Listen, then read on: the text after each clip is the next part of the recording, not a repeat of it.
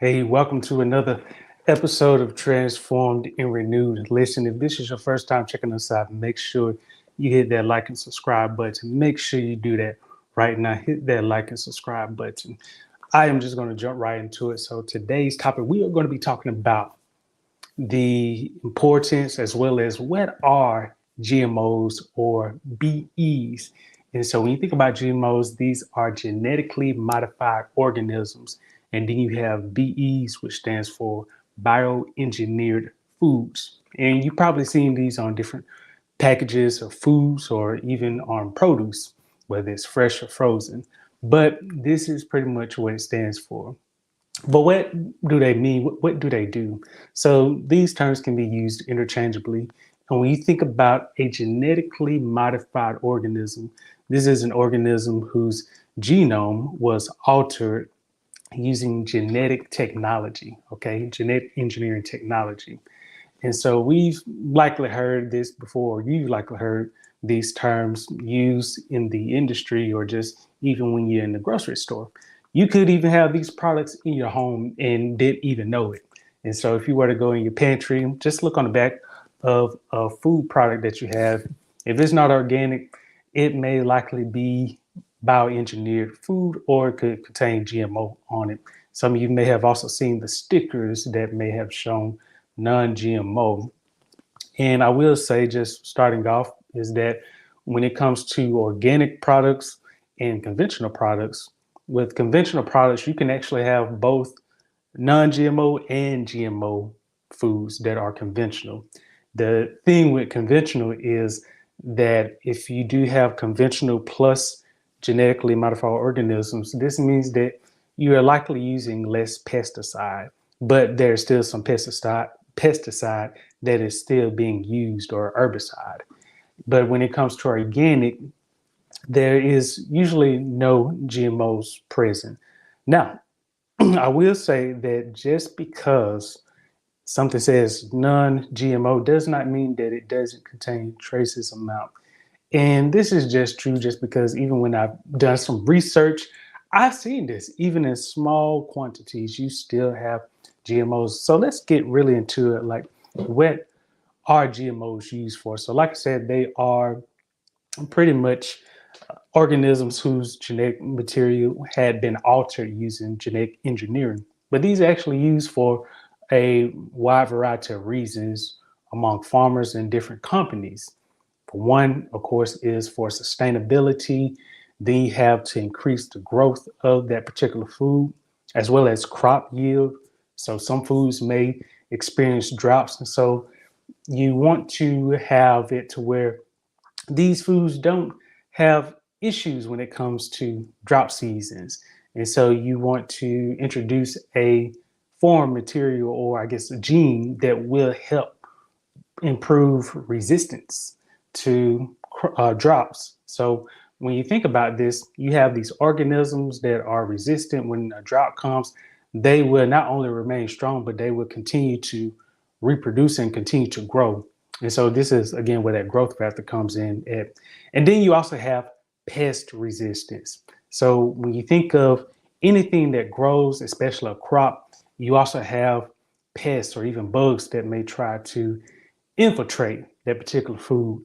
And it was interesting when I was doing some research. I think probably 2 to 3 different studies showed a similar number when it comes to organic foods tend to have between a 20 to 30% lower yield compared to conventional foods or foods that have GMOs added to them or that are GMO based foods. And so when you think about these are just some of the reasons why GMOs or BEs are used. But a question, the main question that a lot of consumers still ask is because why or why are GMOs used? You know, if you have consumers who feel like these aren't safe, because that's also another question, is are GMOs safe? And I will say when it comes down to the experts and scientists, even a lot of your top organizations such as the Cancer Institute, the American Cancer Society, the National Academy of Sciences, And then you have even the World Health Organizations, the FDA, Food, Drug and Administration, the USDA. So you have all of these organizations that are pretty much echoing the same sentiment, which is GMOs are safe based on the extensive studies that they have done.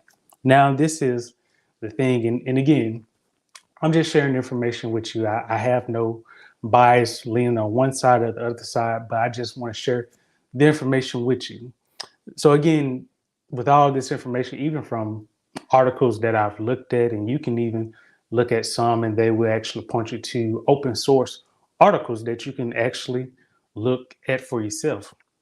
But even when it comes to those articles, again, most of them don't really point to any significant evidence that would show that GMOs are unsafe. Now, I will say in some of the articles, not all, but in some, you do see where they tested in animals, usually rats or mice. And with some of these studies, you would see that the rats either exhibited some diseases, some may have had lower fertility rate, some may have had the onset of cancer.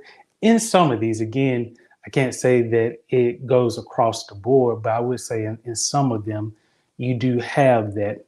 But when it comes to clinical trials, such as human studies, you really don't have that. And that was also because when I did some research, of course, it was shown that even when it comes to a lot of conventional foods or even organic foods, there are not a lot of studies that are shown where you have a lot of human or clinical trials done on just foods that have been grown for years.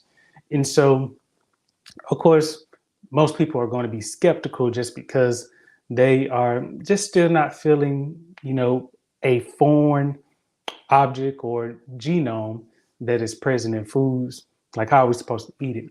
And so, one thing I will share, and again, I'm just sharing information, is that when it comes to GMOs, you know, this is again looked at as a genome that has been altered using genetic engineering.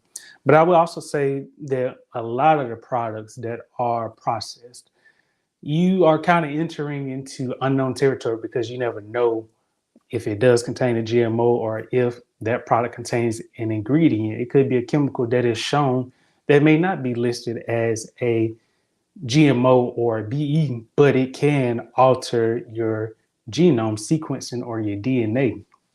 And so these are questions again that you could ask. Even something that occurs naturally that may not be synthetic can also present this risk factor.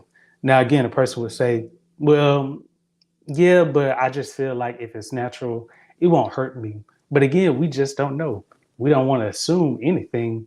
But again, these are just questions that if you're going to raise about one particular item or even organism, then you also want to see, okay, what are some other areas? Because this also helps you to not just tackle the GMO, but then there could be other areas that have similarities to this.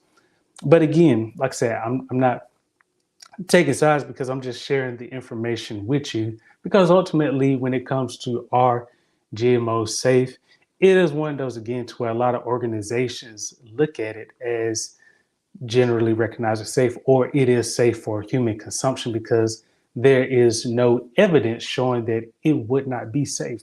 Now, again, I will say to help with this argument is that there have not been any long-term human studies, I would say that.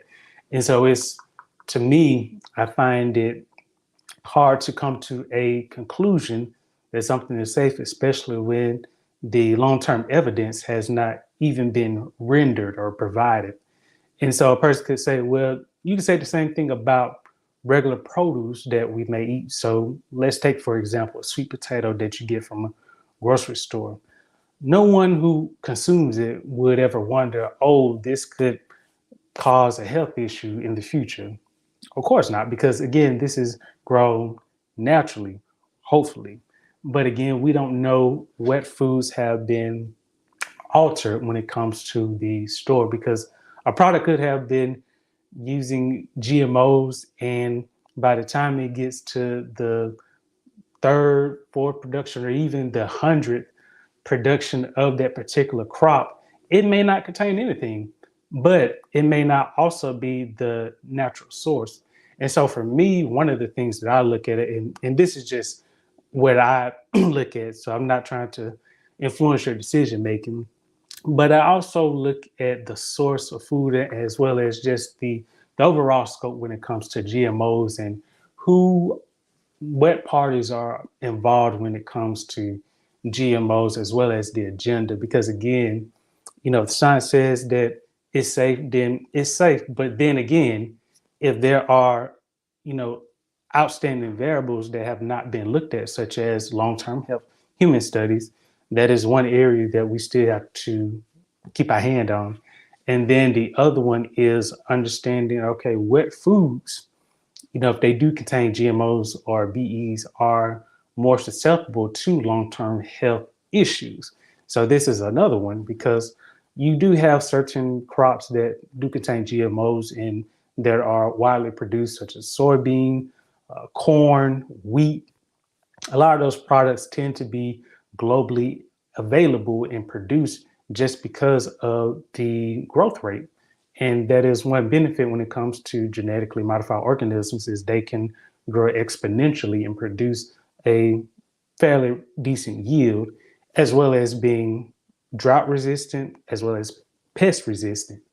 But again, I'm just going to share some things with you just to keep in mind because, again, when it comes to this topic, I'm sure that no one is ever going to be okay with it, especially if you are already apprehensive or skeptical about it being safe or thinking that the government could be involved in this. Listen, I'm not trying to take that away, but I do want to share information with you that can help with that. And so one other thing that I do know, and I think I may have mentioned this earlier, is that when it comes to GMO foods, you do have organics and you have conventional. Now, a product can be non-GMO, but it doesn't necessarily qualify as organic. And of course, that reasoning is in order for it to be organic, then it has to follow the organic practices. And being that is being free or having a reduced level of pesticide residue, as well when it comes to growth hormones, antibiotics, being free of that, synthetics, trying to see additives, and just any other practices that would not be regarded as wholesome or natural or sustainable practices. There we go. Sustainable practices. That would be the best way to sum up organic. So anything that doesn't fit in that category, it will naturally go into the conventional. And when it comes to conventional, you can have conventional non-GMO foods, and then you have conventional GMO foods. Either case, with either one of these, pesticide residue is still being used. Now, with the GMO, it may not be used as much, but it is still being used. And that can also be a concern is if you have pesticide residue when it comes to GMO being used in conventional foods, that can also present a risk just because when you think about the Roundup and this additive, I want to say it's glyphosate. Could be saying that wrong, but I know that in Roundup there is an additive that was used with one of the genetically modified organisms and used in, I want to say, a mice and rat study that caused some disease. And so this was just an example, but again, this has not been tested in human studies. So it's kind of hard to really gauge it whether even this is acceptable or not, because think about it. When it comes to a lot of conventional foods, you just have pesticide residue that is a little higher content than in organics. Now, like I said, organics doesn't mean that it's free of pesticide, but it just contains less of that. And again, when it comes to pesticide, it's just not good, especially long-term consumption causes different diseases, especially cancers, because it can alter with your brain activity.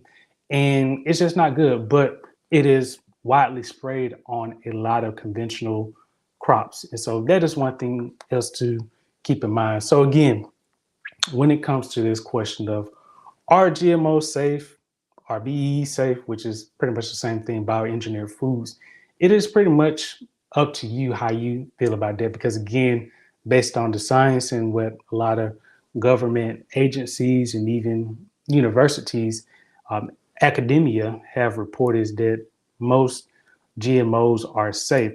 Now, I will say not every scientist or organization feels that same way, because I've seen interviews of different doctors, even scientists, health officials who are opposed to that, have similar feelings, similar to the COVID-19 vaccine.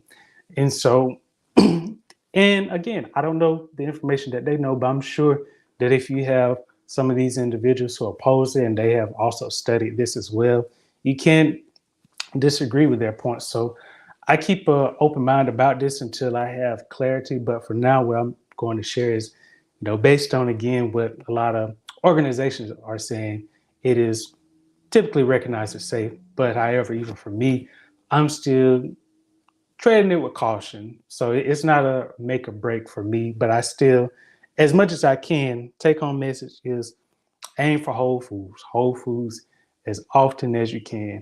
Because at the end of the day, most of your genetically modified foods are usually going to be in the form of your grocery aisle or your processed foods. So these could be in the cooler section, they could be in the freezer section, they can even be on the center aisle. So these are like your pantry type items that you would store in the cabinet. And so these are going to may have that label on the back or even on the front that shows that they contain GMOs or BEs.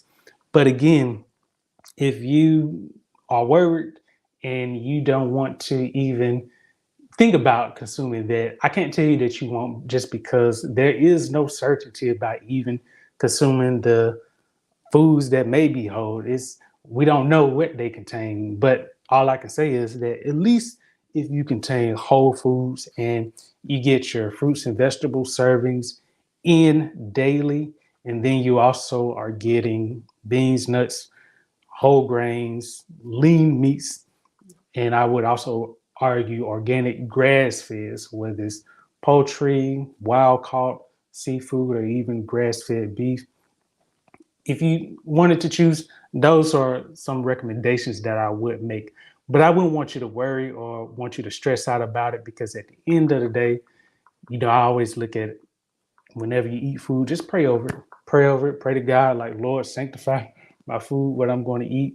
And then you just consume it. Don't worry about it, because at the end of the day, it is going to work out. Okay. So again, with this information, I hope you enjoyed it, and let me know if you have any questions about this, because again, I did extensive research, tried to see what I can find, but a lot of evidence is not out there. But that does not mean that I'm going to stop. So if I do find something, I would definitely let you know. But in the meantime, again, if you do have questions, make sure you share them with me, because I would love to get your feedback and help you with any questions that you have.